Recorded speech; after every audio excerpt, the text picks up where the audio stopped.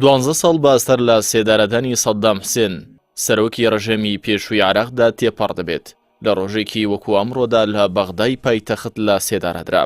بەرەبانی ڕۆژی 12ی 2006 کە هاوکات بوو لەگەڵ یەکەم ڕۆژی جەژنی قوربان لە ڕووداوێکی مێژووییدا پرۆسەی لە سێدارەدانی سەدام حوسێنی سەرۆکی ڕژێمی بەعسی عێراقی لە بینای ئەمنی پێشوو لە کازمیە بەڕێوەچوو.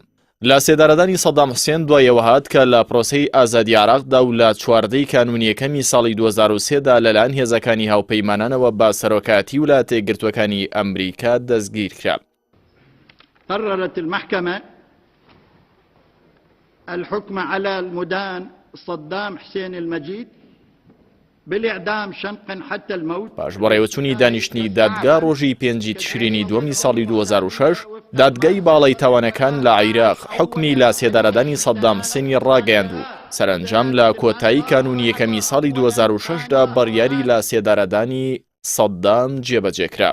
سەدام حوسێن بە تاوانی کوشتنی 148 هاوڵاتی لە ناحیەی دووجێی لە سێدارەدرا. لە کاتێکدا جگە لە تاوانی کوشتنی ئەو کەسانە چەندین فەرمانی دیکەی لە سێدارەدانی هەبوو، بە تایبەتی لە تاوانی ئەنفال و سەرکوتکردنی ڕاپەڕینی خەڵکی باشووری عێراق لە ساڵی 1991دا.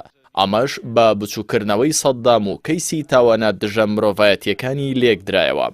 مۆفەق ڕوبەیعی ڕاوێژکەری پێشووی ئەنجومەنی یاسایشی نیشتیمانی عێراق لەبارەی پرۆسەکەوە دەڵێت ئەو کات چەند سەرکردەیەکی عەرەبی لە ناوچەکە داوان لە مالیکی کرد بڕیاری سزای لە سێدارەدانی سەدام جێبەجێ نەکات.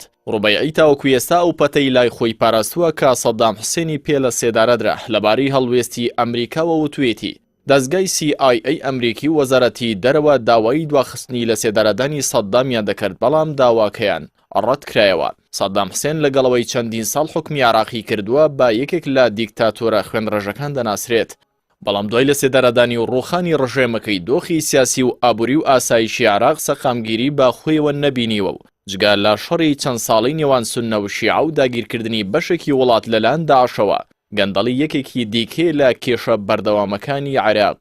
سەدام حوسێن لە ساڵی 1937 لەدایک بووە و لە ساڵی 1957دا بووەتە ئەندامی حزبی بەعسی عێراقی و 2 ساڵ دواتر بەشداری هەوڵی کوشتنی عەبدولکەریم قاسمی کردووە و لە ساڵی 1963دا ژیانی هاوسەرگیری پێکهێناوە و 5 منداڵی هەبووە.